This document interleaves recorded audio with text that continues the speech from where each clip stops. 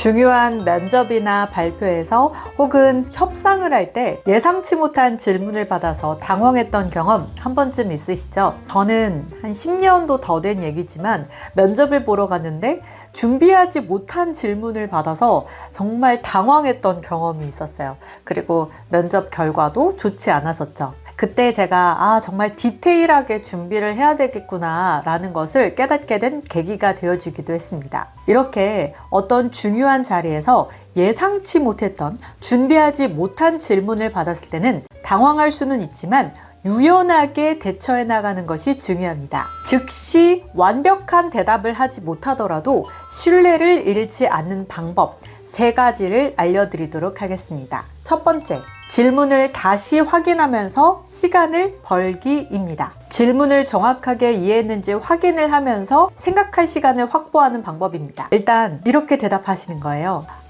뭐뭐에 대해서 다시 구체적으로 말씀해 주실 수 있나요? 말씀해 주신 부분이 이러이러한 것을 의미하는 거 맞으신가요? 말씀해 주신 부분이 정확히 이것을 의미하는 거 맞나요? 이런 식으로 다시 되묻는 거예요. 이렇게 하면 생각할 시간을 벌 수도 있고요. 질문을 한 번 더 들으면서 질문의 의도를 명확하게 파악할 수도 있습니다. 두 번째, 가능한 범위 내에서 답변을 하는 겁니다. 아는 내용이면 간결하고 명확하게 답변을 하면 되는데요. 완전히 모르는 경우에는 비슷한 사례를 들어서 말씀을 해주시는 거예요. 정확한 수치는 확인이 어렵지만 일반적으로 이런 경우에 이러한 성향을 나타냅니다. 현재까지 제가 알고 있는 부분은 이러이러합니다. 보다 정확한 정보를 확인하기 위해서 추가적으로 확인해 보겠습니다.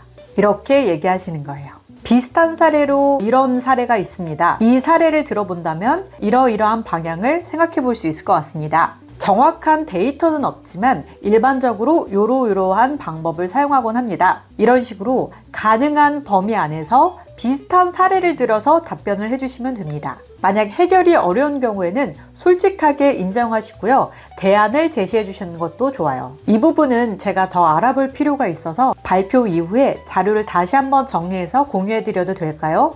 이런 식으로요. 이렇게 답변을 하게 되면 당장 완벽한 답변을 하지 않더라도 최선을 다한다는 인상을 줄 수 있습니다. 마지막으로 3번째, 후속 조치 약속하기. 확인이 필요한 내용일 경우에는 후속 조치 일정을 명확하게 안내하는 겁니다. 내부적으로 확인한 이후에 이틀 이내에 제가 이메일로 답변 드려도 될까요? 더 정확한 정보를 확인하기 위해 담당 부서와 확인 이후에 빠르게 답변 드리겠습니다. 이렇게 후속 조치를 명확하게 얘기하는 거예요. 그런데 여기서 저희가 확인해보고 알려드려도 될까요? 라고만 얘기를 하면 또 무한정 기다리게 될 수가 있으니까 며칠 이내에 답변을 반드시 드리겠다라는 약속을 꼭 해주셔야 됩니다. 여기서 상대방이 답변을 받는 채널을 꼭 확인해 주시기 바랍니다. 자료를 메일로 드릴까요? 아니면 전화로 드릴까요? 이런 식으로 상대방이 이 자료를 받길 원하는 채널을 명확하게 확인해 주시는 겁니다. 이렇게 제가 3가지 방법을 알려드렸는데요. 그럼에도 불구하고 답변이 어려운 경우에는 솔직하게 모른다고 인정하는 겁니다. 모른다고 그냥 바로 모르겠습니다 라고 말을 하게 되면 신뢰를 잃을 수도 있어요. 그래서 끝까지 배우려는 태도, 최선을 다하는 모습을 보여주셔야 됩니다. 네, 맞습니다. 사실 그 부분에 대해서는 제가 미처 생각하지 못한 부분인데 흥미로운 논점인 것 같습니다. 이후에 제가 더 알아보고 답변 드리겠습니다. 지금 당장 그 데이터를 확인하기는 어렵지만 이후에 확인해서 피드백 드리겠습니다. 이렇게 모르면 모른다고 솔직하게 얘기하시면 솔직함과 전문성 모두 유지하실 수 있습니다. 자, 이렇게 어려운 질문, 예상치 못한 질문을 받았을 때 대처하는 방법 3가지를 말씀드렸어요. 첫 번째, 다시 한번 질문을 물어보면서 시간을 벌기. 두 번째, 가능한 범위 내에서 비슷한 사례를 들어서 설명하기. 세 번째, 후속 조치를 약속하기. 그리고 이것도 안 되면 모르면 모른다 라고 솔직하게 인정하기. 이런 질문을 받았을 때 당황하지 않고 침착하게 대응하는 것이 중요합니다. 해결책을 바로 제시하지 못하더라도 이 사안에 대해서 제가 정확하게 정보를 확인해 보겠습니다. 같은 태도를 보이면 신뢰를 유지할 수 있습니다.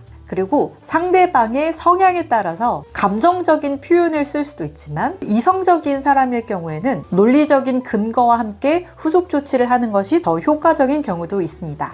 자, 이렇게 오늘은 발표나 면접, 협상에서 중요한 자리에서 어려운 질문, 예상치 못한 질문, 미처 준비하지 못한 질문을 받았을 때 당황하지 않고 유연하게 대처할 수 있는 방법을 알려드렸습니다.